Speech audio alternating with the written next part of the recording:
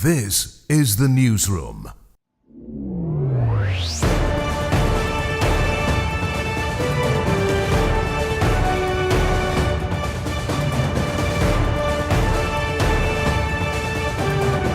Hello and welcome. This is the newsroom for Tuesday, February 18, 2025. We're broadcasting to you on E1, SKARTV, NTN, and Tarzee TV in Bartica. In the headlines, a thorough investigation is underway after Guyanese soldiers were attacked by masked gunmen on the Cuyuni River. This is serious. This is serious because they fired on ranks in uniform. New plans for the oil and gas sector announced at Energy Conference in Georgetown. From the Cheddi Jagan International Airport to Georgetown in 10 minutes as Air Dash helicopter service is launched. And in sport, Guyanese sprinter Athaleyha Hinckson awarded scholarship at Louisiana State University, and Coach Grimmond backs Team Guyana to win Regional Super50 title.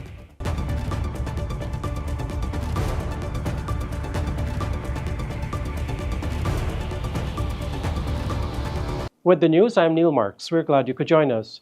President Irfaan Ali on Tuesday said a thorough probe is underway to determine the facts surrounding the Monday attack on soldiers along the Cuyuni River close to the Venezuelan border. The 6 soldiers who came under gunfire were transported to the city for treatment on Tuesday. Guyana's Foreign Affairs Minister Hugh Todd on Tuesday morning summoned Venezuela's ambassador to Guyana, Carlos Perez, to condemn and demand redress for the attack. The newsroom's Isanella Patua reports. A Guyana Defense Force GDF resupply vessel en route from Ettering Bank to Macapa on the Cuyuni River came under fire from a group of armed masked men suspected to be members of the Sindicatos, a Venezuelan gang. 6 Guyanese soldiers were on that vessel and all received gunshot injuries. President Dr. Irfaan Ali spoke with reporters at the sidelines of the Guyana Energy Conference and Supply Chain Expo at the Marriott Hotel in Georgetown about this incident on Tuesday. Well, we are, as I speak to you this morning, I issue a statement. The soldiers are coming out because we want to ensure they have the best care. And sometime later today, we'll be in a position to have more details as to what actually occurred. But we are taking this very seriously. Even if, and I'm not saying this is the case, we have to do the evaluation, even if it is armed gangs or any of those organizations that operate on the Venezuela side, on the border, this is serious. This is serious because they fired on ranks in uniform. What more can we do to avoid this recurring? Well, let's get the evaluation and then we will discuss a posture that is important for the protection of our men and women in uniform and also of our sovereignty. GDF said the soldiers were ambushed and attacked by gunmen from the Venezuelan side of the Cuyuni River. After this incident on Monday, GDF sent reinforcements along the Cuyuni River. On Tuesday morning, Guyana's Minister of Foreign Affairs and International Cooperation, Hugh Todd, summoned the Venezuelan ambassador to Guyana, Carlos Perez, to condemn and demand redress for this attack. Minister Todd told the Venezuelan ambassador that Guyana is outraged by this incident and that it holds Venezuela accountable. He reminded the Venezuelan ambassador that according to international law, Venezuela is responsible for any harm caused to Guyana or its national by persons acting from Venezuelan territory.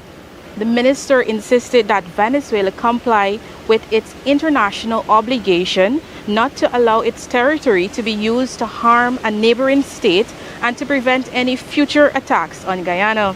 The Guyana Defense Force said it remains steadfast in its commitment to the welfare of its ranks and ensuring the nation's security. Reporting for the newsroom, I am Isanella Patua. The 2025 edition of the Guyana Energy Conference and Supply Chain Expo got underway on Tuesday with major announcements from 2 heads of state during the opening ceremony. The Energy Conference, an annual event, has been held at the Marriott Hotel in Kingston, Georgetown, from today to Friday. Vishani Raghabe reports from the Marriott. Prolific oil finds in the giant Stabroek Block offshore Guyana have brought much attention to the tiny South American nation. Now, the 2025 edition of the Guyana Energy Conference and Supply Chain Expo got underway in Georgetown on Tuesday morning, and at that opening ceremony, it was announced that there are more oil plans in place for Guyana. Guyana's President Dr. Irfaan Ali spoke about his government's plan for developing oil and gas resources and developing the economy as a whole. And during his lengthy but passionate presentation, the Guyanese head of state announced that there is a plan that's being discussed for the possible refining of fuels abroad so that energy security in Guyana can be guaranteed. After his presentation, the president spoke to reporters, providing more details on this deal. It's the building out of a massive, so it's a refinery, but out of Guyana, where we're looking at 30,000 barrels by the end of 2025 that get refined. All the product comes back into Guyana, where we have a massive storage facility. That investment will be between 350 to 500 million, which includes everything, and then it will be expanded upon so that we can become a major supplier to northern Brazil and also CARICOM. But as I said, we are now fine-tuning the details. I can't give you the full details, but there are a number of other elements that this brings with it that add to our national security posture, that add to our bilateral relationship with the U.S. You know, we have been, Southcom and the U.S. administration has been talking to us about this also. So as that relationship and bilateral expansion continues, this is a step. If the government agrees to this deal, it will be with a United States company called Curlew Midstream. Now, beyond this venture, the president of the Dominican Republic, Mr. Luis Abinader, also spoke about plans that are unfolding between Guyana and his country in the oil and gas sector. He said that this year, his country and his government will decide whether it will go ahead with an oil refinery project here in Guyana. Additionally, oil exploration is also being considered by the Dominican Republic here in Guyana.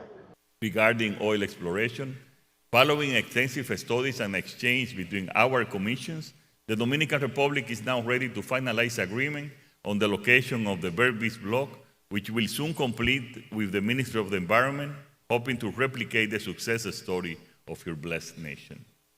With regard to workforce training, the Ministry of Labor of Guyana and the Dominican Institute for Technical and Vocational Training, Infotep, have agreed to the operational framework for training highly skilled technicians for industries and businesses. This platform will enable Guyana to establish a specialized entity for training trainers in a sustainable, cost-effective, and high-quality manner, which has been very successful in our country. The Ghana Energy Conference and Supply Chain Expo is an annual event that brings together stakeholders who are keen on discussing Guyana's sustainable development. The conference started on Tuesday and it will continue for the rest of this week. Reporting for the Marriott Hotel in Kingston, Georgetown, I am Prashani Raghaber. When the newsroom returns, Guyana's education reforms highlighted in World Bank Caribbean series.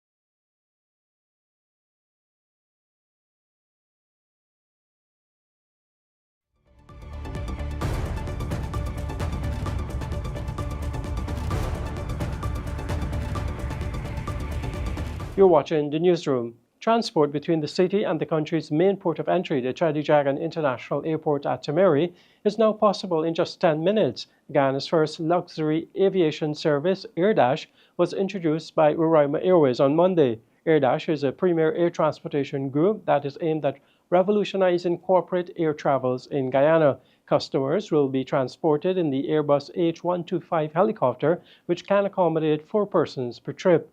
Speaking at the launch, Director of AirDash, Jerry Govaya, said as the country continues to develop significantly, the demand to move around faster is high.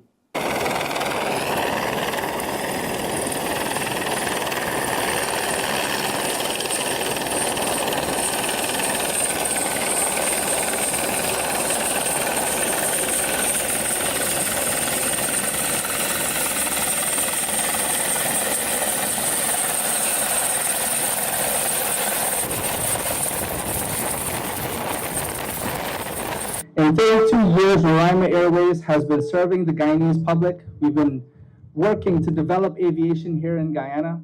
And here we are on the 17th of February, 2025, launching Guyana's first luxury aviation service. We visualize this service as a way to make life a little bit easier here in Guyana. You know, as the country is growing, we notice that there is a certain need to move around the city faster. We're very proud in the private sector to use the facilitation that the government has done, and as they have laid the foundation and welcome the investment, welcome the Guyanese businesses partnering with international businesses to create unique products. So let me paint you a quick picture. You can land here on your commercial flight, whether it's Inter-Caribbean or American Airlines, which Roraima is a proud service provider for. And whether it's the day or night, we can meet you at the gate. We will take you through an expedited service at the Immigration and Customs. After you've collected your bags, we will bring you outside to our helicopter or our aircraft, and we will fly you down to the city. After we brought you down to the city, we're going to be using our partnerships. As I mentioned, we are partnered with Y-Drive and Ansa McCall to provide not only the land, but the air mobility as well as you move through the city and the air. Instead of taking an hour or 2 just to move around the city, we're doing it in 10 minutes. We're offering this service between Georgetown, between Vredenhoop, the Gas Ashore Energy, and Essequibo. So we're linking Guyana as we develop this industry. Guyana's Assistant Chief Education Officer with responsibility for hinterland education, Marty D'Souza, has highlighted key reforms. D'Souza spoke during an Ask World Bank Caribbean Series session on education transformation in the Caribbean on Monday. World Bank Director for the Caribbean also emphasized the need to leverage digital learning to foster innovation and equality in Caribbean schools. Guyana has been fighting for a long time to achieve universal primary education. And happily for us, that was one of the goals of the MDGs that we have been able to achieve. And I think that is something that has really worked well for us. If I can just delve down a little bit into what was done. One of the key factors, one of the key projects actually that led to us achieving universal primary education was the Education for All Fast Track Initiative, which was a huge success story for us. That was a program that was designed to focus on the filling of the gaps in the primary education system in the quest to meet the MDGs. In Guyana, as I mentioned, the gaps mostly exist in the very remote hinterland regions. Those would be the regions 1, 7, 8, and 9, and in some of the riverine locations in the coastal regions. And so a significant proportion of the Education for All resources were directed to hinterland communities. We need to adjust the education sector to today's world. This is another side that is important. The education sector is normally quite conservative when we look at, different sectors, and changing things in education takes a great effort, but the education system needs to adjust to today's world. In Guyana, teachers have reported that smart classrooms have boosted student engagement and attendance. We also need to leverage digital education to foster innovation and equality in learning, another big problem in the Caribbean in terms of access to quality education for all. The Athaleyha International Center for Rainforest Conservation and Development, together with its community partners, the North Rupununi District Development Board and the ExxonMobil Foundation, have launched a new publication called Conservation Canvases, hand-painted banners from the North Rupununi Wildlife Club Festival, and the board game Wildlife Wonders. The Wildlife Wonders game is similar to the traditional snake and ladders, but uses a forest theme and includes several key biodiversity species found in Guyana's forests. The name of the game is Wildlife Wonders, exploring the giants of El Dorado. It's loosely based on snakes and ladders, but we utilize native species such as the green heart tree, as well as a few of the giants of El Dorado, the Amazon, such as the harpy eagle, the green anaconda, the giant river turtles, and so it's loosely based on snake and ladder, but it's like a way for our youths to engage in the environmental field, in the conservation field, in a fun and exciting way. It's also to teach not just our children, but everyone about the species that we have here in Guyana, in the Iwokrama forest to be specific. While it's mostly targeted for children, everyone can play the game, because apart from being fun, it also has like, it's kind of tricky to play. So for example, if you land on the harpy eagle, you'd either get a chance to move forward to the closest nest or move backwards to the closest nest backwards. So it's a game for everyone, for families. Anyone can play it. Madeline Suharsono, a 17-year-old Caribbean Advanced Proficiency Examination student at the St. Rose's High School, has won a scholarship of US $10,000 after she won her category in the Guyana Energy Conference first essay competition. The conference opened on Tuesday morning. My name is Madeline Suharsono, and I'm from the St. Rose's High School. I'm a Cape student that is currently studying law. And the reason I'm here today is because I got first on the competition, and I'm happy to be here. Miss Kiana Wilberg, or the Guyana Energy Conference, came to our school enlightening us about the competition and its offers. So the offers, of course, caught everybody's eyes. So at first, I was not interested in this competition because I thought I would have gotten last place. And the reason that I entered the competition is because I wanted to know more about the oil industry, the economic benefits, along with the long-term impact that it has on the Guyana's economy, along with its consequences. When I wrote about the potential long-term benefits, I wrote about the job creation. The potential long-term benefits that I've discussed in my essay is about the improved infrastructure like roads, schools, buildings, hospitals, and how the oil industry has impacted public education, how it helps to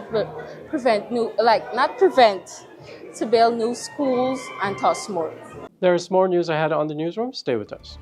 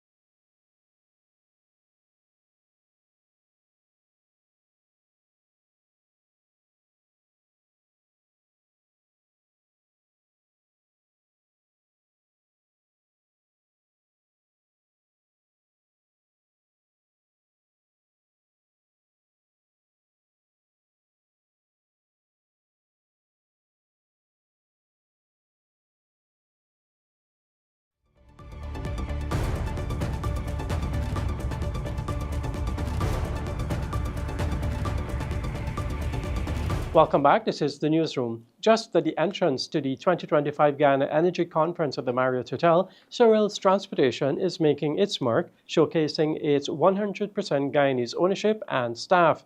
Renowned for its tagline, effortless transportation, unforgettable experience, the company is proudly displaying its modern fleet and commitment to local content and services.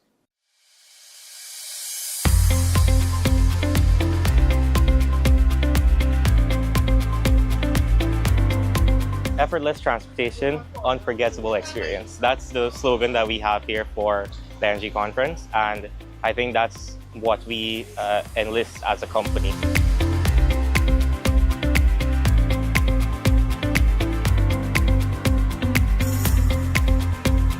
This is the Energy Conference, but we don't want to focus only on oil and gas.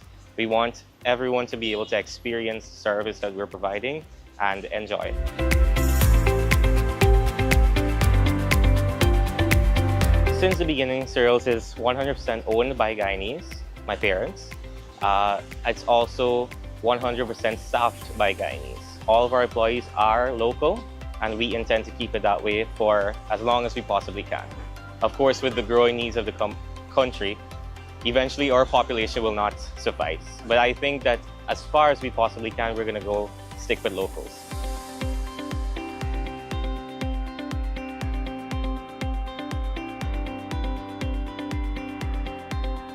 At Cyril's, within the past year especially, we have greatly optimized our fleet in terms of quite newer vehicles, actually brand new vehicles in terms of our SUVs.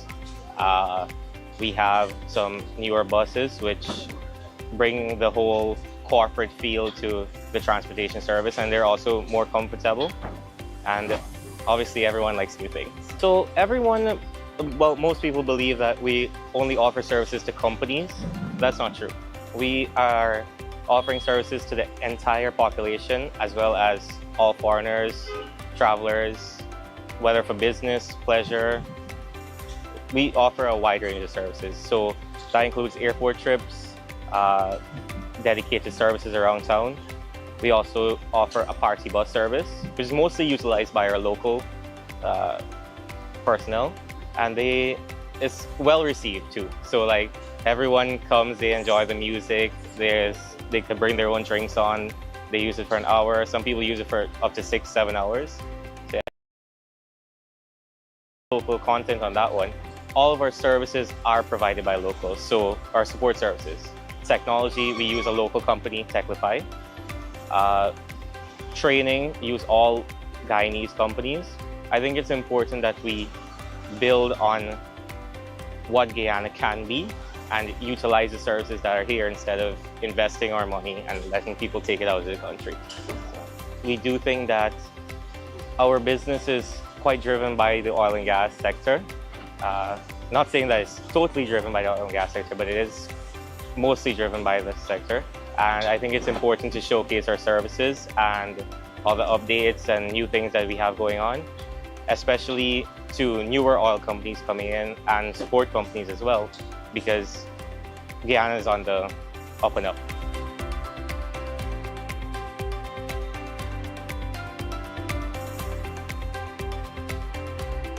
I think it's really important that Guyanese companies strive to be the best that they can be and allow people to utilize our services locally so that we aren't sending money out to the country or bringing foreigners to take jobs.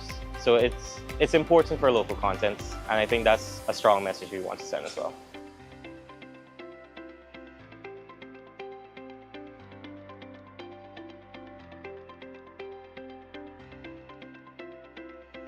More from the Guyana Energy Conference and Expo when the newsroom returns.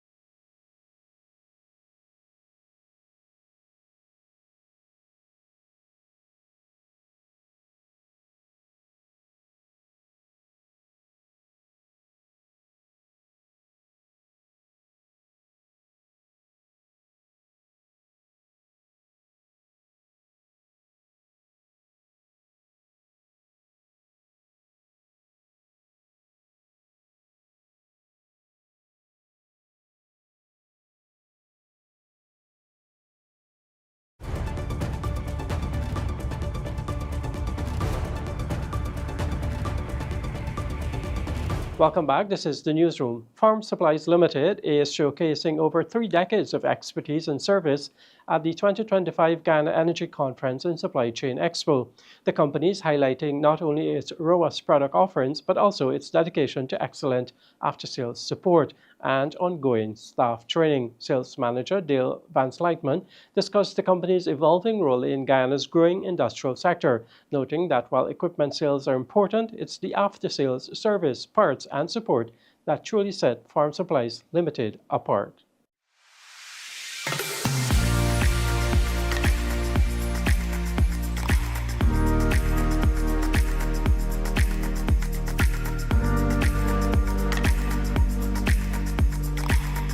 For us, I think it's not only about selling a product, it's about aftermarket, after-sales support, parts and service.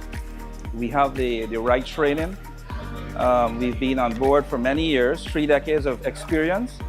And we bring, I think, being proactive is the key ingredient to success. So we not only sell equipment, but we sell solutions.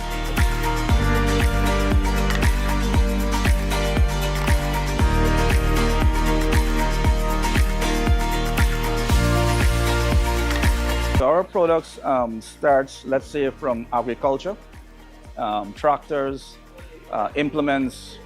We are also into the marine sector, inboard engines, outboard engines.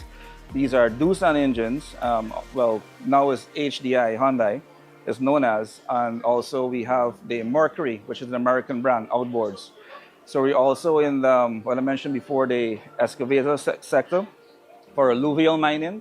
We have ADT trucks, articulated dump trucks, what else? Wheel loaders, so the list goes on. Power generation for residential use and industrial. For the last 5 years with oil and gas coming on stream, we've seen a tremendous amount of revenue.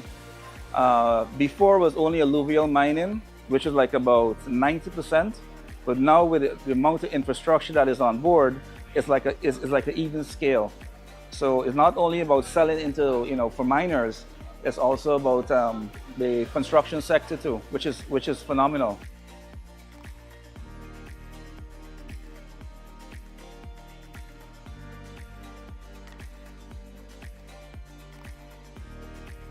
So we have a booth at Guyana Technical Institute that the top 5 students every year we usually bring on board with us. So when they come, we give the relevant training, even overseas, not only locally. So we send, being a young person, they will elevate themselves, and we find them to, they'll do very well for us. Well, for us, with the experience we brought on board, I think it's because of the proactiveness and the solutions we find for customers. We strive to, we can't please everyone, but we go the extra effort. But I can guarantee you our service department is capable of fixing any problem when it comes to our machines. Yeah.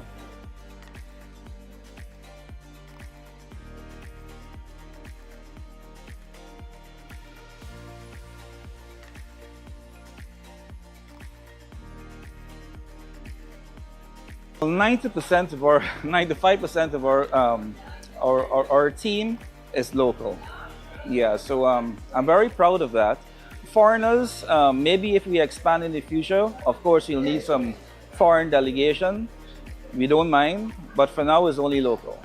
Well, folks, I think Farm Supplies, we have a lot to offer. We have in-house financing. We have different packages we can offer everyone. And I think it's only a matter of time before you see our team, the staff, will increase not only 150, maybe to 300, who knows. But hopefully, we can expand with power generation, everything, marine line, and the sky is the limit.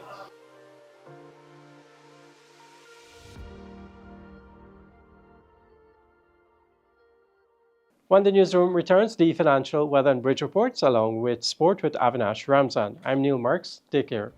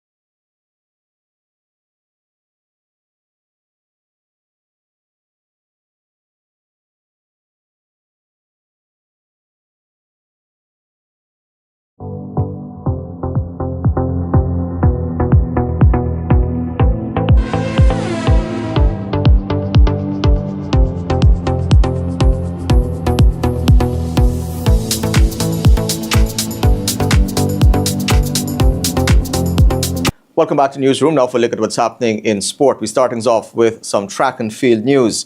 Guyanese sprinter Athaleyha Hinckson has been awarded a scholarship to Louisiana State University, the LSU.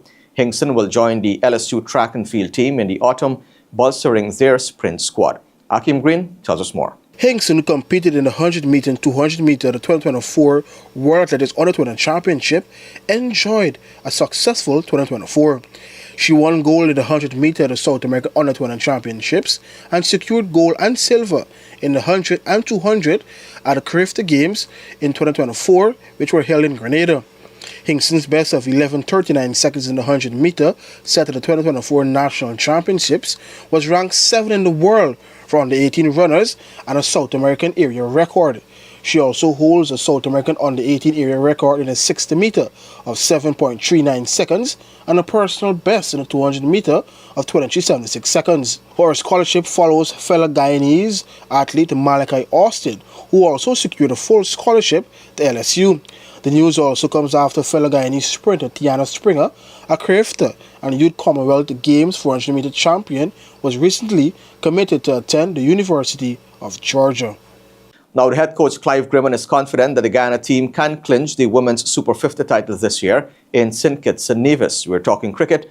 Last year, Guyana and champions Jamaica both suffered only one defeat, but Jamaica ultimately secured the title based on bonus points accumulated throughout the tournament.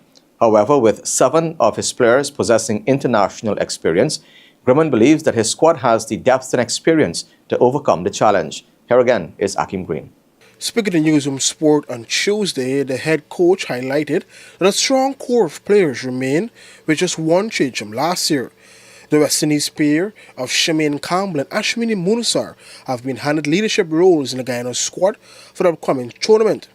The experienced Campbell has been appointed skipper of the side for the February 24 to March 7 tournament, while fellow Borbetian Munasar is her deputy. This year, we're looking to bring home the title. Not just saying that we wanted to bring home the title, but to go and work harder than last year, make sure we win all our games clearly and stay ahead of the run rate and come out successful.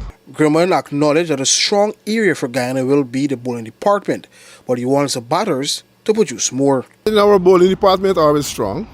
It's our batting sometimes that, let us down. But in our little training session back home, we do a lot of batting skill, a lot of batting drills. We try and build on that.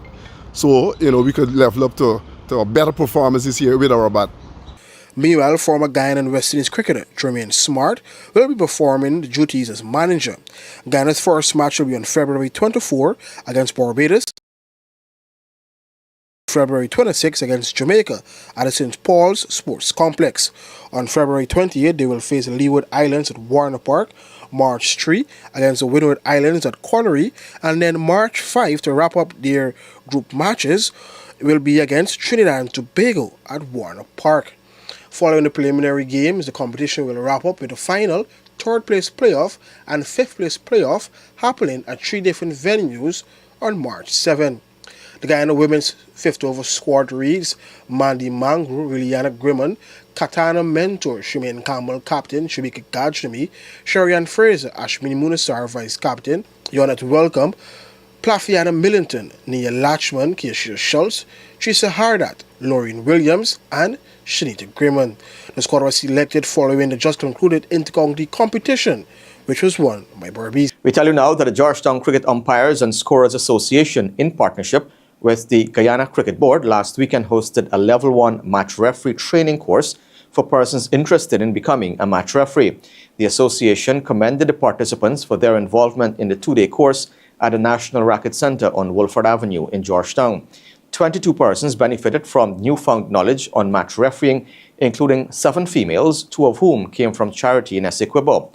The course focused on roles and responsibilities of a match referee, code of conduct and disciplinary procedures, match management, and practical case studies. Participants included aspiring match referees, umpires looking to transition to match refereeing, former cricketers, coaches, and administrators. Now, Good Hope made a successful defense of the Lusignan Sports Club's Inter-Village Ram Slam T20 competition, defeating Lusignan in a one-sided final on Sunday afternoon. Watched on by a fair-sized crowd, the 8th annual fundraising activity received significant corporate backing from Premium Beverages Guyana Inc. via its Blue Waters non-alcoholic malt. Good Hope charged to a commanding 9-wicket win in the final, having earlier toppled Annandale in the opening game of the day.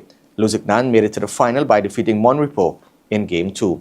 All 4 teams featured players affiliated to the Lusignan Sports Club, as well as guest players from outside of those communities. Chasing a below-par 108 in the final, Good Hope blazed to 110 for 1 from 11 overs, with opener Steve Alex setting up the chase with a quick-fire 37 of 21 balls before being forced to retire hurt. Player of the match, Nigel Deodat, played some sweetly timed shots in 33 not out of 27 balls, an innings that included 5 fours and 1 6, while Quinton Sampson muscled 3 massive sixes in an unbeaten 23 of 8 balls. Ricardo Adams took the lone wicket to fall. Lusignan made 107 for 9, with Suresh Danai top scoring with 29 of 37, Nizam Khan making 22 of 18 and Anil Singh 18 of 17. Bowling for Good Hope, Niran Beni took 2 for 10, Kumar Bishundayal 2 for 22 and Rajendra Negbaran 2 for 26.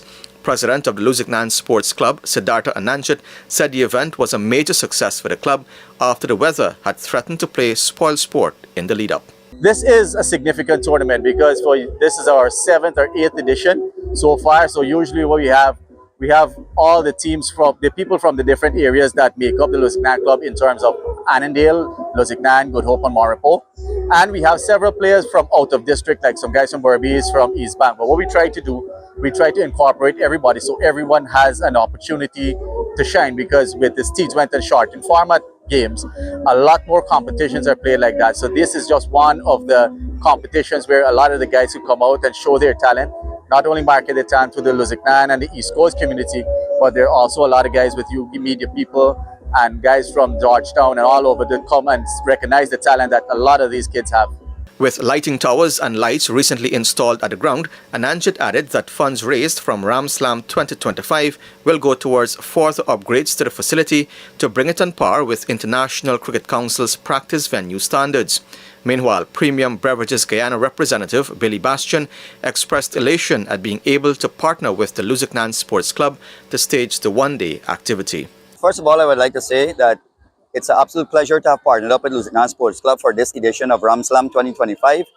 We at Premium Beverages believe in fueling champions, and there's no better beverage to do so than our blue water carbonated malt. That's why we are proud to take part in this exciting tournament, ensuring players stay energized so they can perform at their peak. Also lending support to Ram Slam 2025 were Rams Auto Body, Navin's Construction, Hanso Fishing Establishment, Miracle Optical, Revision Optical, Aiden's Inc., Crown Mining, Double V Auto Sales, Shamir's Import and Export, Chong's Mechanic Shop, Two Sisters Car Rental, Jam's Car Service, Shorter Max, and Global Spare Parts.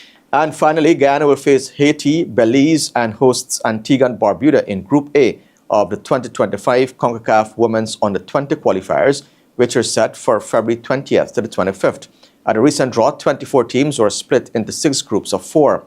The group winners will progress to the 2025 CONCACAF Under-20 Women's Championship, where they will join pre-seeded nations, the United States and Mexico. 4 venues will host matches. Antigua and Barbuda will host Group A, the Dominican Republic will host Groups B and C, Nicaragua Group D, and Trinidad and Tobago will host Groups E and F. This is the 13th edition of the tournament, which serves as qualification for the 2026 FIFA Under-20 Women's World Cup. North American nations have dominated the competition since its inception. And with that, we've come to the end of the news for this evening. Of course, you can find updates on these and other stories on our website, newsroom.gy, and all social media platforms. On behalf of the entire news team, I'm Avinash Ramzan. Thanks for watching. Be safe. See you next time.